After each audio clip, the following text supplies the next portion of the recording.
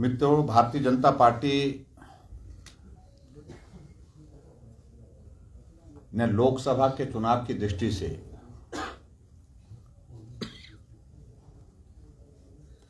अपना संकल्प पत्र पिछले कल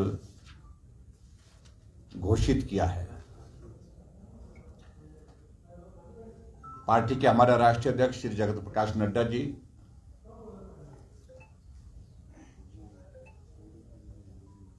और उसमें विशेष तौर से हमारे देश के यशस्वी प्रधानमंत्री नरेंद्र मोदी जी ने पूरे राष्ट्र को संबोधित किया उस अवसर पर मीडिया के माध्यम से, और एक विजन सिर्फ 5 वर्ष का नहीं, ये भारत 2047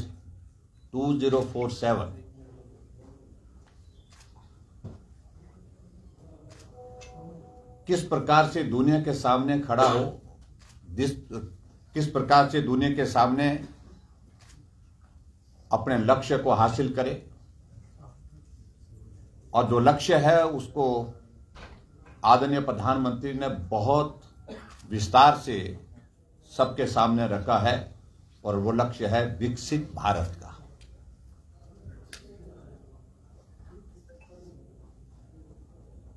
जो संकल्प पत्र के संदर्भ में इस बार भारतीय जनता पार्टी ने पूरे देश भर में बहुत एक लंबी एक्सरसाइज की,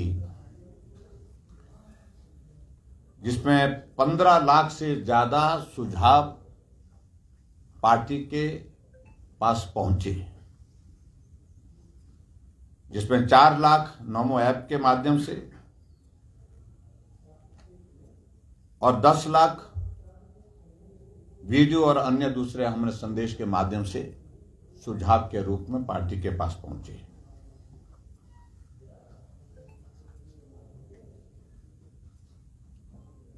और उन सुझावों को ध्यान में रखते हुए पार्टी के नेतृत्व ने उनको संकलित भी किया, और पार्टी के नेतृत्व के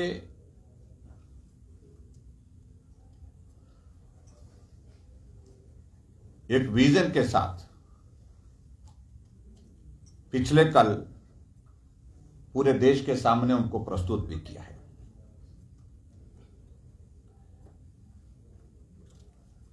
मित्रों, हमारे लिए बहुत सौभाग्य की बात है कि भारतीय जनता पार्टी एनडीए की सरकार ने आदरणीय नरेंद्र मोदी जी के नेतृत्व में 1 दशक पूर्ण किया है,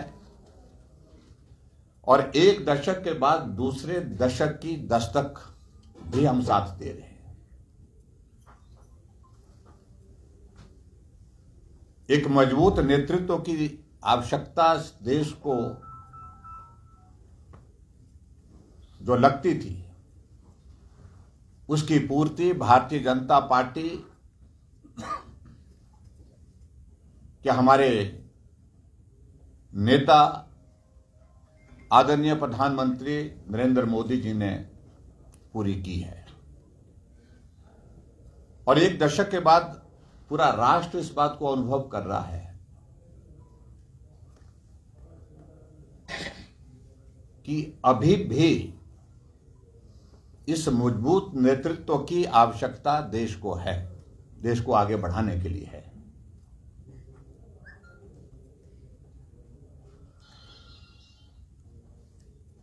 और एक भरोसा, एक विश्वास आदरणीय प्रधानमंत्री नरेंद्र मोदी जी के नेतृत्व में जिस प्रकार से देश ने व्यक्त किया है, स्वाभाविक रूप से उस भरोसे को आदरणीय प्रधानमंत्री जी ने कभी टूटने नहीं दिया है।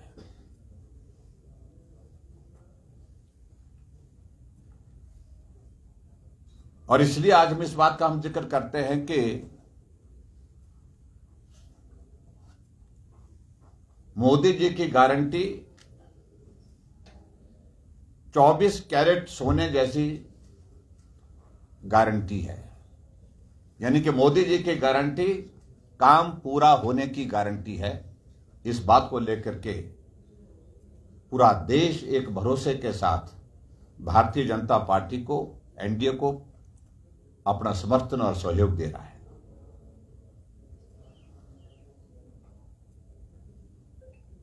दो 2019 के संकल्प पत्र में कुछ बातों का जिक्र हुआ था और उनमें से अधिकांश चीजों को पूरा करने की दृष्टि से आदरणीय मोदी जी की सरकार आगे बढ़ी है, सफलतापूर्वक उनको पूरा किया है।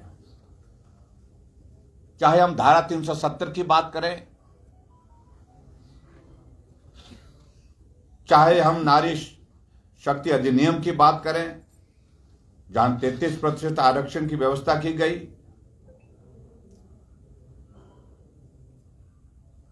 चाहे राम मंदिर निर्माण की बात करें, चाहे हम गरीब कल्याण की बात करें, 80 करोड़ लोगों को मुफ्त राशन देने की बात करें,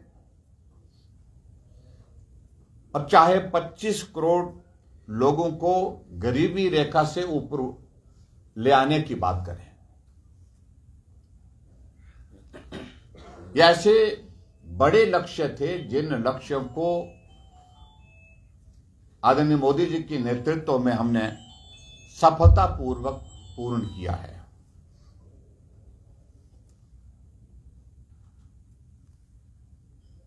और आज हमारे लिए इस बात की प्रसन्नता है कि जिस तरह का भरोसा पूरा देश मोदी जी के नेतृत्व में कर रहा है, निश्चित रूप से भारतीय जनता पार्टी एनडीए गठबंधन फिर से देश में सरकार बनाने जा रहा है और आदरणीय प्रधानमंत्री नरेंद्र मोदी जी तीसरी बार देश के प्रधानमंत्री बनेंगे, इस बात को लेकर के कहीं कोई कंफ्यूजन नहीं है।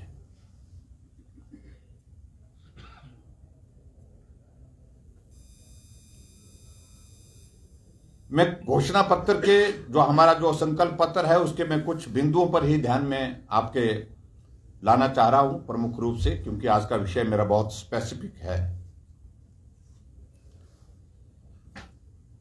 सबसे पहली बात तो जो 80 करोड़ लोगों को मुफ्त राशन देने की व्यवस्था आदरणीय प्रधानमंत्री नरेंद्र मोदी जी ने की है, उस व्यवस्था को भी आने वाले समय में जारी रखा जाएगा। इस बात का भी हमारा एक कमिटमेंट है,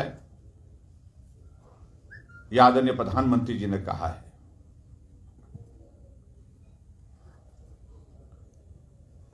और इसके अतिरिक्त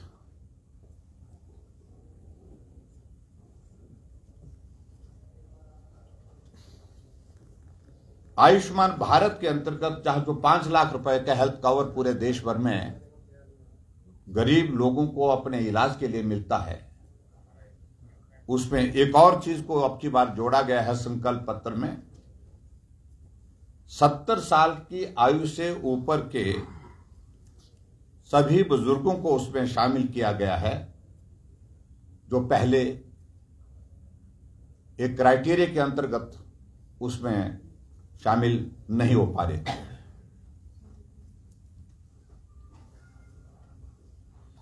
और इसके साथ साथ में इस स्कीम के अंतर्गत जो ट्रांसजेंडर, उनको भी इस स्कीम के अंतर्गत शामिल किया गया है। ये 2 नई एडिशन जो आयुष्मान भारत के अंतर्गत की गई है।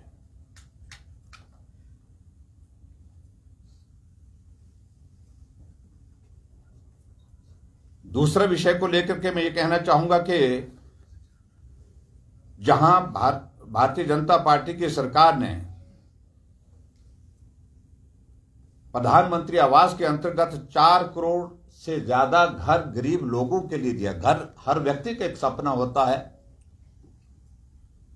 और ऐसे करोड़ों लोगों की जिंदगी फुटपाथ पर गुजर जाती थी, जिन्हें कभी भी इस बात की उम्मीद नहीं थी कि उन्हें घर मिलेगा, अपना घर होगा। प्रधानमंत्री नरेंद्र मोदी जी ने 4 करोड़ से ज्यादा लोगों को, गरीब लोगों को घर बनाने में जो एक योगदान दिया है, उसको आगे और बढ़ाते हुए 3 करोड़ से अधिक घर और बनाए जाएंगे। ये भी एक लक्ष्य निर्धारित किया गया है और निश्चित रूप से इसको भी पूरा करेंगे। और इसके अतिरिक्त आगे बढ़ करके उज्ज्वला योजना एक ऐसी योजना थी जहां गांव में रहने वाला, शहर में रहने वाला गरीब आदमी अपने घर में गैस के चूल्हे की कल्पना नहीं कर सकता था। उनको उज्ज्वला योजना के अंतर्गत गैस का सिलेंडर मिला, गैस का कनेक्शन मिला। अब आने वाले समय में इस बात को सुनिश्चित करने की कोशिश हो रही है कि पाइपों के माध्यम से गैस पहुंचाने का एक निर्णय उसमें और किया गया है। और मैं समझता हूं ये भी खासतौर से शहरी क्षेत्रों के लिए बहुत महत्वपूर्ण होगा और शहरी क्षेत्र के साथ साथ इसका विस्तार जो है वो ग्रामीण क्षेत्रों में करने की दिशा में भी आगे होगा। और इसके आगे बढ़कर के मित्रों, जहां हमारे संकल्प पत्र में एक विषय को लेकर के एक और एडिशन की गई है जो बहुत महत्वपूर्ण मैं महसूस करता हूं कि हर घर में बिजली, ये तो लक्ष्य है, हर घर में पानी, ये तो लक्ष्य है, जिस लक्ष्य को बहुत हद तक प्रधानमंत्री नरेंद्र मोदी जी के नेतृत्व में हासिल कर लिया है। लेकिन एक योजना जिस योजना के अंतर्गत जो सौर ऊर्जा का, उसका और ज्यादा विस्तारीकरण, उसके माध्यम से और ज्यादा लोगों को बिजली की सुविधा उपलब्ध कराना, और जिस योजना को सूर्य घर योजना के अंतर्गत आगे बढ़ा करके हर घर को बिजली मुफ्त देने का ये भी एक संकल्प लिया गया है। और जिसमें खासतौर से मैं समझता हूं कि ग्रामीण क्षेत्र के लोगों के लिए, गरीब परिवारों के लिए एक बहुत बड़ी राहत होगी। इस लक्ष्य को भी हमारे सामने संकल्प पत्र के माध्यम से रखा गया है, जिसको निश्चित रूप से हम हासिल करेंगे। मुद्रा योजना का दायरा बढ़ाया गया है और मुद्रा योजना का दायरा बढ़ाने के साथ साथ में उसमें जो हमारे दिव्यांग हैं उनको प्रधानमंत्री आवास योजना के अंतर्गत प्राथमिकता दी जाएगी, ये भी उसमें तय किया गया है। और एक बहुत बड़ा लक्ष्य आदरणीय प्रधानमंत्री नरेंद्र मोदी जी ने यह तय किया कि जो महिलाओं के जो सेल्फ हेल्प ग्रुप है, एक वो बहुत महिला सशक्तिकरण का एक बहुत बड़ा मजबूत एक माध्यम है। इस माध्यम को और ज्यादा स्ट्रेंथन करने की आवश्यकता है और मजबूत करने की आवश्यकता है। उस दृष्टि से अभी तक जो है 10 लाख महिलाओं के सेल्फ हेल्प ग्रुप को इसमें जोड़ा गया है और आने वाले समय में इसको और ज्यादा बेहतर ढंग से काम करने की दृष्टि से, ताकि महिलाएं अपने पांव पर खड़ी हो सके और ग्रामीण क्षेत्रों में खासतौर से अपने जो प्रोडक्ट बना करके जो तैयार करती हैं उनको ठीक तरह से उनको मार्केटिंग के लिए व्यवस्था करना, ताकि वो उनके परिवार के लिए आय का भी जरिया बने। उस दृष्टि से ठोस काम करने की दृष्टि से निर्णय लिया गया है। और आगे बढ़कर के एक विशेष तौर से जिसका मैं जिक्र करना चाहूंगा कि 1 करोड़ लखपति दीदी अभी तक जो है वो बना दी गई है और आने वाले समय के लिए 3 करोड़ लखपति दीदी बनाने का एक लक्ष्य है हमारे सामने इस विजन डॉक्यूमेंट, इस संकल्प पत्र के माध्यम से रखा गया है, जिसको हम पूरा करने की दिशा में आगे बढ़ेंगे। और ड्रोन के लिए विशेष तौर से महिलाओं को ट्रेनिंग दे करके ड्रोन दीदियां बनाने का एक लक्ष्य है, वो भी इस संकल्प पत्र के माध्यम से हमने निर्धारित किया है। और निश्चित रूप से उसको भी आगे बढ़ करके प्रधानमंत्री जी का एक बहुत जो एक संकल्प है उसको पूरा करने की दिशा में हम आगे बढ़ेंगे।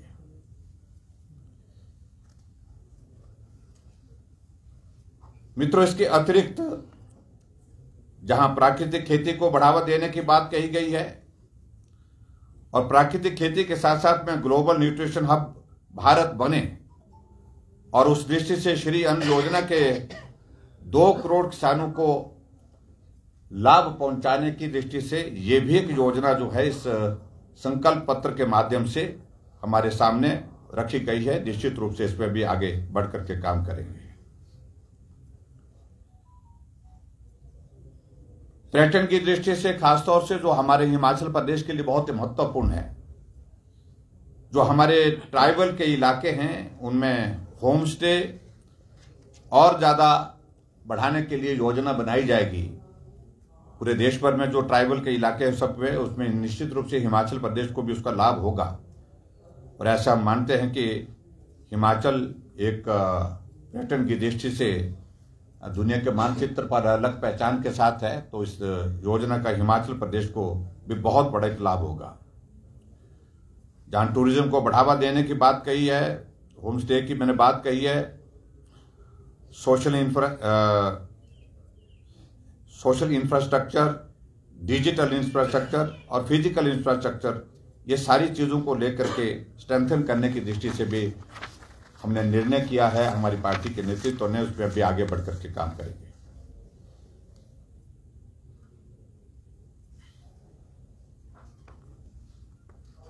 जीरो टॉलरेंस फॉर करप्शन हमारे लिए बहुत सौभाग्य का विषय है कि आदरणीय प्रधानमंत्री नरेंद्र मोदी जी के नेतृत्व में जब से सरकार बनी है 2014 से, और 1 दशक 10 सालों का ये कार्यकाल, जहां पार्टी के नेतृत्व पर उंगली उठा करके कोई कह नहीं सकता कि आपके ऊपर ये आरोप है। अन्यथा इससे पहले जो दौर रहे हैं वो दौर इस प्रकार के रहे हैं, लाखों करोड़ रुपए के घोटाले,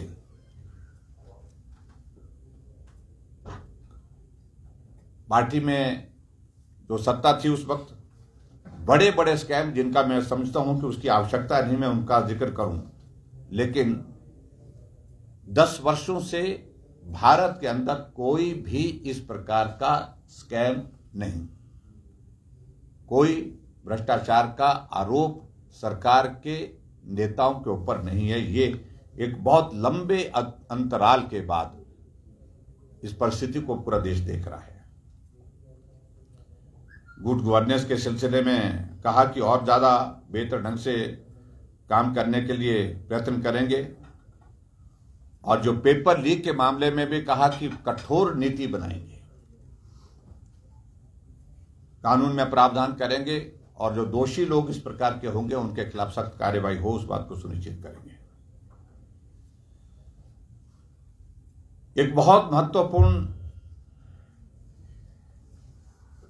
जिक्र इस संकल्प पत्र में हुआ है, जिसके लिए आदरणीय प्रधानमंत्री जी पहले भी बात एक बार नहीं अनेकों बार कह चुके हैं, वो 1 नेशन 1 इलेक्शन। मैं समझता हूं ये बहुत एक ऐतिहासिक कदम होगा, और जिस दिशा में प्रधानमंत्री जी का पहले से ही बड़ा स्पष्ट कहना रहा है कि लगातार देश और प्रदेश चुनाव के दौर में उलझे रहते हैं, विकास कार्य के लिए समय नहीं हो पाता है, और उसके कारण विकास की गति प्रभावित होती है। और उसके अतिरिक्त सबसे बड़ी बात यह है कि बार बार इलेक्शन होने की वजह से जो खर्च होता है लाखों करोड़ रुपए का, उसको कम किया जा सकता है। इसलिए आदरणीय प्रधानमंत्री जी ने इस बात को पहले भी कहा है, लेकिन अब की बार ये हमारे संकल्प पत्र में पहली बार इसका जिक्र हुआ है कि 1 नेशन 1 इलेक्शन की दिशा में भी हम काम करने की कोशिश करेंगे। यूनिफॉर्म सिविल कोड को लागू करने का हमारा संकल्प है। और इसी तरह से भारत 2004 से 2014 तक दुनिया की 11वीं अर्थव्यवस्था रही, लेकिन 2014 से 2024 तक भारत विश्व की 10वीं से 5वीं अर्थव्यवस्था बनी और आने वाले समय में 5 वर्षों में इस बात को सुनिश्चित किया जाएगा कि भारत दुनिया की 3री अर्थव्यवस्था बने, इसके लिए काम करेंगे।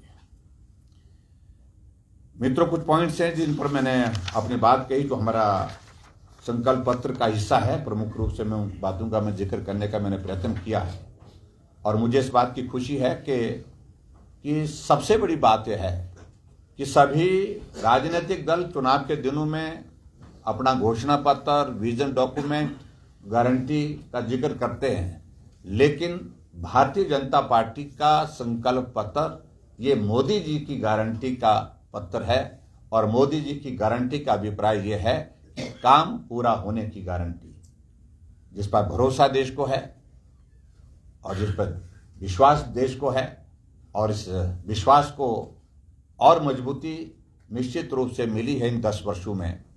और आने वाले समय में इस लोकसभा के चुनाव में ऐसे महत्वपूर्ण बिंदुओं के साथ हम चुनाव जा रहे हैं और निश्चित रूप से एनडीए की सरकार देश में बनेगी।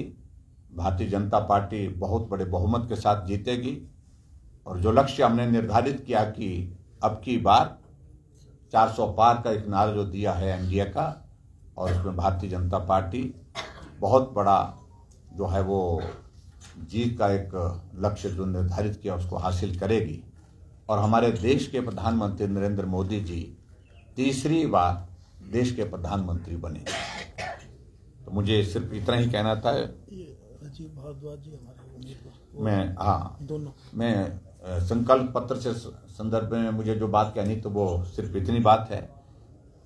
इससे आगे मुझे सिर्फ इतना ही कहना है। मित्रों, भारतीय जनता पार्टी ने लोकसभा की चुनाव की दृष्टि से हिमाचल प्रदेश की 4 सीटों पर पार्टी के कैंडिडेट का ऐलान समय रहते किया है, जिसके लिए मैं पार्टी के नेतृत्व का बहुत आभारी हूं। पार्टी के राष्ट्रीय अध्यक्ष जी, पार्टी के हमारे केंद्र के नेतृत्व का, और डॉक्टर राजीव भारद्वाज जी यहाँ कांगड़ा चंबा लोकसभा क्षेत्र से भारतीय जनता पार्टी के प्रत्याशी हैं और जिस प्रकार का समर्थन सहयोग मैं देख रहा हूं इनको मिल रहा है हर क्षेत्र में, तो निश्चित रूप से जीत होगी। आप सबकी भी शुभकामनाएं इनको मिलेंगी, ऐसा मुझे पूरा भरोसा है। और एक और अलग परिस्थिति हिमाचल प्रदेश में आई है कि अब की बार लोकसभा के चुनावों के साथ साथ में 6 विधानसभा के उपचुनाव भी घोषित हुए हैं और संभावना ये लगती है अगर 3 उपचुनाव जहां निर्दलीय विधायकों के अभी त्याग पत्र स्वीकार नहीं हुए, अगर वो भी स्वीकार होते हैं तो ये 9 उपचुनाव होंगे। लेकिन फिलहाल जो 6 उपचुनाव घोषित हुए हैं उसमें धर्मशाला भी उसमें शामिल है। उसमें सुधीर शर्मा जी हमारी पार्टी के यहाँ से प्रत्याशी हैं और निश्चित रूप से लंबे समय से धर्मशाला में आप एक चुने हुए प्रतिनिधि के नाते अपना काम करते रहे हैं और धर्मशाला के विकास में आपका एक बहुत बड़ा महत्वपूर्ण योगदान रहा है। और मुझे पूरा भरोसा है कि अब की बार भारतीय जनता पार्टी के प्रत्याशी के नाते इनको भी यहाँ के लोग, आप सब लोग समर्थन और सहयोग देंगे, विजयी बनाएंगे। आप सबका बहुत बहुत धन्यवाद। सर, पीसीसी अध्यक्ष ये कह रही है सर विपक्ष ये आरोप लगा रहा है कि आपका जो संकल्प पत्र है उसमें महंगाई और रोजगार पर जो है वो कोई बात नहीं की गई है, क्या कहें? देखिए, विपक्ष को कुछ कहना ही है, हम उनकी तरह नहीं कह सकते। जो बातें उन्होंने कही, उन्होंने जिस तरह की गारंटियां दी थी और वो गारंटियां पूरी नहीं हुई, व्यवहारिक चीजें और इसमें कमिटमेंट कम है, लेकिन हमारा संकल्प इस दिशा में, हमारा विजन इस दिशा में है, हम इस दिशा में आगे बढ़ करके काम करने के लिए हैं। तो इसलिए मैं समझता हूं कि विपक्ष की एक भूमिका, उनने अपनी बात कहनी थी, अपनी बात कह दी, लेकिन रोजगार भी दिया जाएगा और रोजगार के साथ साथ में महंगाई पर भी नियंत्रण होगा। जब नरेंद्र मोदी जी के नेतृत्व में लोगों की आस्था है, विश्वास है, तो इन सारी चीजों का समाधान करने में वो सक्षम है। इसी में आराम करना चाहूंगा सर, मैं पीसीसी अध्यक्ष ने ये भी कहा है कि ये जो संकल्प पत्र है वो जुमलेबाजी पत्र है और कुछ नहीं।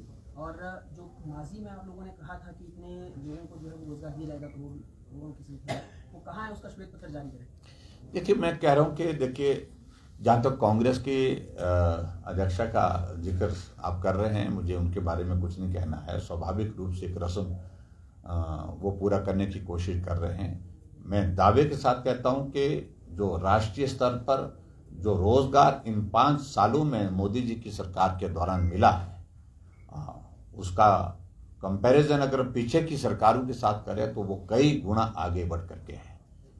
और मैं निश्चित रूप से इस बात को कहूंगा कि आने वाले समय में भी रोजगार एक बहुत बड़ा एक लक्ष्य होगा, लक्ष्य के साथ एक टारगेट होगा जिसको पूरा करने के लिए हमारे केंद्र का नेतृत्व काम करेगा। ठाकुर साहब, मुख्यमंत्री सुखविंदर सिंह सुक्खू कह रहे हैं, बार बार कह रहे हैं कि राज्यसभा जो चुनाव हुआ उसके बाद जो है बड़े स्तर पर जो है वो विधायकों की खरीद फरोख्त हुई, क्या कहेंगे?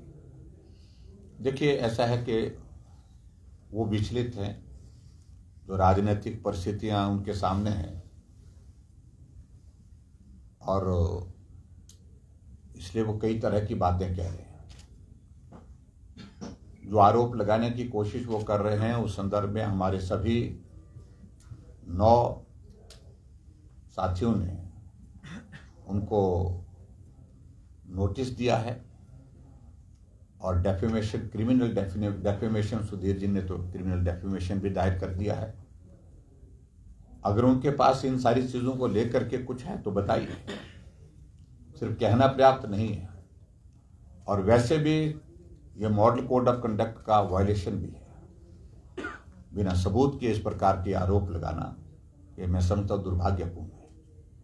और परिस्थितियां क्यों बनी, मुझे लगता है कि इन सारी चीजों को बार बार कहने की आवश्यकता नहीं। हमारे साथियों ने एक बार नहीं अनेक बार अलग अलग मंच से, विधानसभा के अंदर, विधानसभा के बाहर और उसके अतिरिक्त पत्र लिख करके, व्यक्तिगत रूप से मिल करके अपनी नाराजगी मुख्यमंत्री को जाहिर की थी।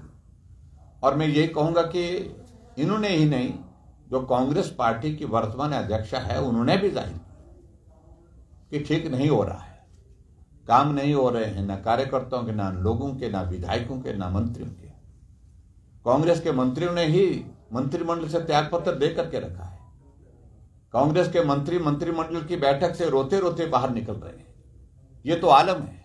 आरोप लगाने का क्या औचित्य है? किस पर आरोप लगाने की? आरोप सबका यही है, जो कार्य प्रणाली इन 14-15 महीने में कांग्रेस की सरकार की रही है, मुख्यमंत्री सुखविंदर सिंह सुक्खू की रही है, उस पर आपत्ति थी। और आखिरकार ये बड़ा कदम उठाने के लिए कुछ साथियों को विवश होना पड़ा, क्योंकि हालात इस प्रकार के पैदा किए। और इसलिए उनको इस बात को स्वीकार करना चाहिए, कमी अगर रही है तो उनकी अपनी कमी रही है। ये आरोप प्रत्यारोप लगा करके इसका कोई लाभ नहीं। सर, विपक्ष का कहना है कि जिस प्रकार से आप उनके ऊपर जो गलती थी रोजगार को लेकर उसकी बात कर रहे हैं, तो उनका ये कहना है कि पहले आप 2 करोड़ जो रोजगार देने की बात की थी उसका ब्यौरा दें कि 2 करोड़ रोजगार में से कितना रोजगार दिया आपने। देखिए, एक बात को लेकर के मैं सिर्फ इतना ही कह रहा हूं कि विपक्ष की ओर से सिर्फ प्रयत्न है जिसको वो तो प्रयास है कि हम कुछ बोलें। और मैं इस बात को कह सकता हूं कि जो रोजगार देने की बात की है, उस लक्ष्य को तो हासिल किया है, जो तय किया था। सरकारी नौकरियां, उसके बाद प्राइवेट सेक्टर की नौकरियां, उसके बाद रोजगार के उपलब्ध जो माध्यम उपलब्ध कराए गए हैं, ये आंकड़ा मुझे लगता है कि उससे कम नहीं, उससे ज्यादा है। सर, कांग्रेस कह रही है कि भाजपा के कुछ लोग कांग्रेस में आने वाले हैं। देखिए, हम पिछले 15 महीने से सुन रहे हैं और मैं इसलिए उस पर ज्यादा कुछ नहीं कहना चाहता हूँ। परिणाम उनके हाथों में कुछ बहुत ज्यादा आए हैं। बीजेपी गवर्नमेंट बनने वाली है अपकमिंग डेज में हिमाचल में। देखिए, एक बात मैं बड़ा साफ कहना चाह रहा हूँ, टेक्निकल ग्राउंड्स पर आज सरकार दिख रही है, कांग्रेस की है, लेकिन वस्तु स्थिति है सरकार है ही नहीं। जब सुन लीजिए मेरी बात, जब राज्यसभा में बहुमत होने के बावजूद सरकार हार गई है, कांग्रेस का कैंडिडेट हार गया है, सरकार कहां है, किस बात की सरकार है? जब इसके अलावा जब बजट पारित करना था, बजट वाले दिन पूरे देश में कहीं किसी विधानसभा में ऐसा नहीं हुआ जहां बजट पारित करने से पहले 15 विपक्ष के विधायकों को सदन से 100 कमांडो से उठा करके हमको बाहर फेंका गया, तब उसके बाद बजट पारित हुआ। सरकार है कहां? सरकार है ही नहीं, मैं इस बात को कह रहा हूं। और आने वाले समय में इस बात को लेकर मैं जरूर कहूंगा, हम कुछ नहीं कर रहे हैं, ये उपचुनाव है, इन उपचुनावों में भारतीय जनता पार्टी जीतेगी, बहुमत होगा तो सरकार कांग्रेस की चले जाएगी। अधिकारियों के द्वारा ये भी कहा जा रहा है जिन 6 सीटों पर भाजपा ने अपने प्रत्याशी दिए हैं, इसमें भाजपा ही उनकी हार का कारण बनने वाली है। काफी श्योरिटी के साथ जो उनके द्वारा ये बात कही। देखिए, उनकी बातों पर जाने की आवश्यकता हम इसलिए नहीं महसूस करते हैं कि वो तो कहेंगे कुछ ना कुछ, क्योंकि उनकी पीड़ा को आप समझ सकते हैं। लेकिन हम जीतेंगे, भाजपा के कार्यकर्ता भी उसमें लगे हैं और साथ में जो नए साथी हमारे साथ आए वो भी मिलकर के काम कर रहे हैं। टिकट आवंटन की बात करें, टिकट आवंटन के बाद आपके जो कार्यकर्ता है कुछ ना कुछ निराश चल रहे हैं, उन्होंने इस्तीफा भी दे दिया, तो उनको किस तरह से आप? देखिए, टिकट जब होता है तो स्वाभाविक रूप से कुछ बातें ऐसी होती हैं, लेकिन कहीं भी इस तरह का वातावरण नहीं है। सब काम में जुट गए हैं, काम में लग गए हैं और आने वाले समय में आप देखें कि जब चुनाव का परिणाम होगा, 2014 में हम 4 सीटें जीते थे, 2019 में भी 4 सीटें जीते हैं, 2024 में भी 4 सीटें जीतेंगे और जो उपचुनाव का परिणाम आएगा तो आपके सामने होगा, इसमें भी जीत होगी। Thank you please, thank you please. नहीं बस प्लीज, मिलेंगे, दिखेंगे, वो जरूर दिखेंगे। कहीं ना कहीं नाराजगी तो नहीं है सर? नहीं, नाराजगी नहीं है, अब हो गया प्लीज, थैंक यू प्लीज।